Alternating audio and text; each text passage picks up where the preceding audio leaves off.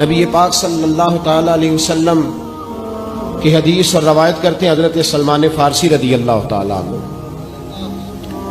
اور ساتھ ہیں سیدنا بلال حبشی رضی اللہ تعالیٰ عنہ۔ فرماتے ہیں ہم نہ گھر سے نکلے، حضور نے فرمایا ذرا جلدی چلو، ایک ضروری کام ہے۔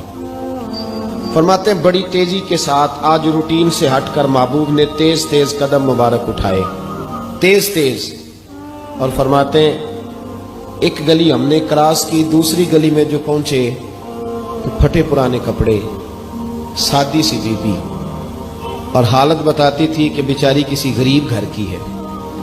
وہ سڑک پہ کھڑی تھی اور رو رہی تھی۔ میرے کریم رسول نے فرمایا بلال اسے پوچھو کیا مسئلہ ہے، کیوں روتی ہے؟ تو حضرت سلمان عرض کرتے ہیں میں نے کہا حضور میں پوچھ لیتا ہوں، آپ جائیے، کام بڑا ضروری ہے جو نکلے، میں معلومات کرتا ہوں۔ تو محبوب نے فرمایا نہیں، اس کے آنسو پوچھنے سے ضروری کوئی کام بھی نہیں، پہلے اس کی داد رسی ہوگی، اسے پہلے پوچھا جائے گا۔ روتے نہیں رہتے لوگ گھروں میں، لوگ گزر نہیں جاتے چپ کر کے؟ کتنے لوگ تڑپتے ہیں، کون احساس کرتا ہے؟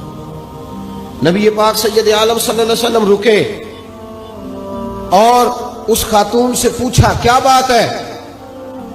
اس نے کہا کہ بات کوئی بھی نہیں، میرا ایک ہی موٹا سا مسئلہ ہے۔ کہا وہ کیا؟ کہنے لگی میں غریب ہوں، اور غریبی بذات خود بہت بڑا گناہ ہوتی ہے، لوگ بڑا جرم سمجھتے ہیں اس کو بذات خود۔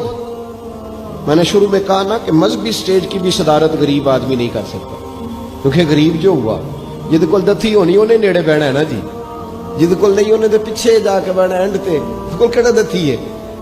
اس سٹیج پہ بھی غریب آدمی کی صدارت نہیں ممکن ہو ہی نہیں سکتا۔ میرے رسول پاک سید عالم صلی اللہ تعالی علیہ وآلہ وسلم نے فرمایا پہلے اسے پوچھو کیا مسئلہ ہے۔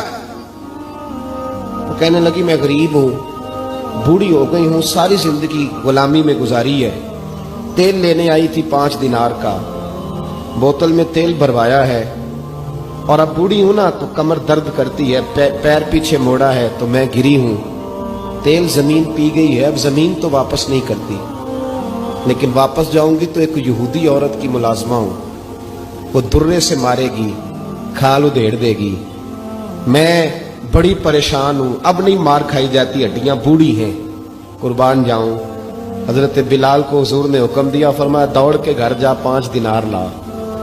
فرماتے ہیں 5 دینار لائے، تیل خرید کے دیا، وہ پھر رونے لگی۔ فرمایا آپ کیوں روتی ہے؟ اس نے کہا بتایا نا غریب ہوں، غریب کا جرم کوئی نہیں ہوتا، لیکن پیس دیا جاتا ہے، پھر بھی مار تو اب بھی پڑے گی، اب کیوں پڑے گی؟ تو عرض کرنے لگی محبوبہ مار اس لیے پڑے گی کہ دیر سے کیوں آئی ہے۔ تو میرے کریم رسول اور وہ بی بی حضور ابھی آئے ہیں مدینہ طیبہ، امام یوسف صالحی فرماتے ہیں ابھی آئے تھے حضور، سبل الہدی والرشاد کے مصنف کہتے ہیں ابھی آئے تھے نبی پاک، وہ جانتی بھی نہیں تھی۔ تو سید عالم صلی اللہ تعالی علیہ وسلم نے فرمایا اچھا مار پڑے گی؟ کہا ہاں۔ او بھائی کونسلر جو کل آپ کو کہہ رہا تھا نا میں آپ کا خادم ہوں، کونسلر بے گناہ، بلکہ ہمارے ایس ایچ او صاحب اگر چودھری پہ پرچہ آ جائے تو اس کو ٹیلی فون کر کے پوچھتے ہیں صاحب جی تہاڈے خلاف درخواست آئی ہے، ادا کی کرنا ہے؟ تو غریب آدمی بیچارہ، اس کی غلطی یہ تھی کہ وہ غریب تھا تو اس نے ریڑھی لگا لی چوک میں، اس کو دبوچ کے لے گئے، تینوں پتہ نہیں اتنے نہیں کھلوئی دا، تو اس کے پاس کل انویسٹمنٹ ہی 5000 تھی، سارا لے گئے۔ پھر وہ کونسلر صاحب کے پاس چلا گیا، سر میرے نال چلے آدھے ذرا میں تھانے جانا ہے۔ انہوں نے کہا گڈی کرائی آ، پیسے ہے نہیں ایویں تھانے جائیدا ہے۔ اب وہ گاڑی لایا ہے، پتہ نہیں کہاں سے لایا ہے، تھانے پہنچا ہے، اور یہ ہے ہمارا حال کہ وہ ایس ایچ او بھی بیٹھا ہے کرسی پہ اور کونسلر بھی کرسی پہ بیٹھا اور وہ غریب پیروں میں بیٹھا ہے اور ہاتھ باندھ کے کہہ رہا میری ریڑھی دے چھڈو، میریاں 4 دھیاں نے تو میں شامی کھانا کھڑنا ہے۔ کدھر گیا امت کا وہ ذوق؟ ساری زندگی نعتیں سننے والوں بتاؤ تو صحیح نعت نے تاثیر کیا دی ہے روح؟ اگر ابھی بھی گھاڑی غریب کے پاس کھڑی نہیں ہوتی تو پھر کیا اثر ہوا ساری زندگی نعت سننے کا؟ میرے مصطفیٰ کریم سید عالم صلی اللہ تعالی علیہ وسلم نے فرمایا اس خاتون سے یہاں کونسلر ساتھ نہیں جاتا، کہتا ہے کر دیا ٹیلی فون، سویرے 9 بجے پہنچ جانا۔ اور کائنات کی سب سے معزز شخصیت حضرت سیدنا بلال حبشی رضی اللہ تعالیٰ عنہ فرماتے ہیں میرے نبی پاک نے فرمایا بی بی چل میں تیرے ساتھ چلتا ہوں۔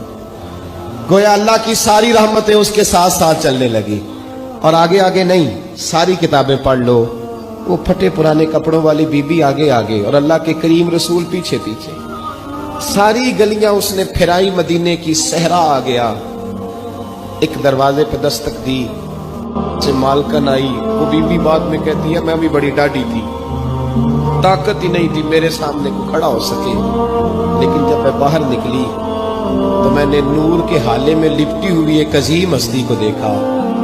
فرماتے محبوب کے گورے چٹے رنگ کے اوپر کالی زلفیں اور محبوب پاک کی مقدس آنکھیں جب تک بات کرتے رہے نظریں زمین پہ جھکی رہی.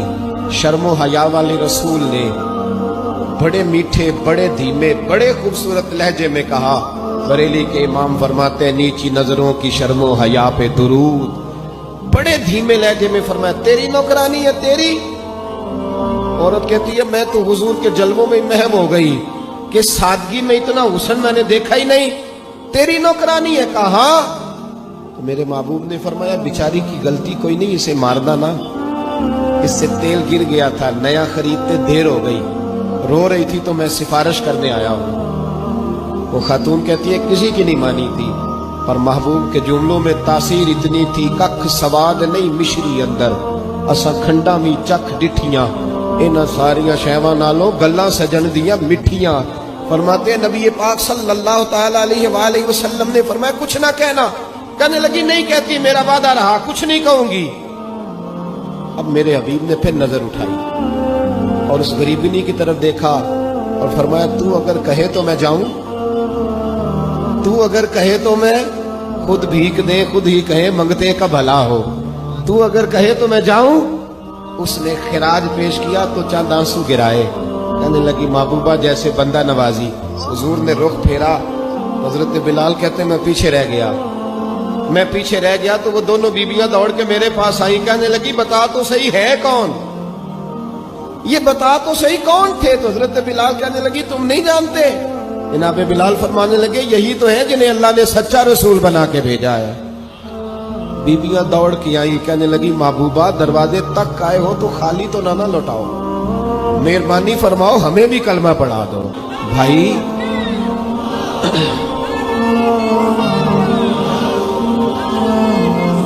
اگر دولت احساس ہے نا پھر تو زندہ ہے. جو زندہ ہوتا ہے اس میں لچک ہوتی ہے، جو مر جاتا ہے وہ اکڑ جاتا ہے. اگر زندگی ہے تو پھر احساس ہونا چاہیے. اگر تیرے اندر زندگی ہے تو پھر احساس ہے، اور اگر تیرے اندر احساس نہیں رہا نا تو پھر زندگی زندہ دلی کا نام ہے.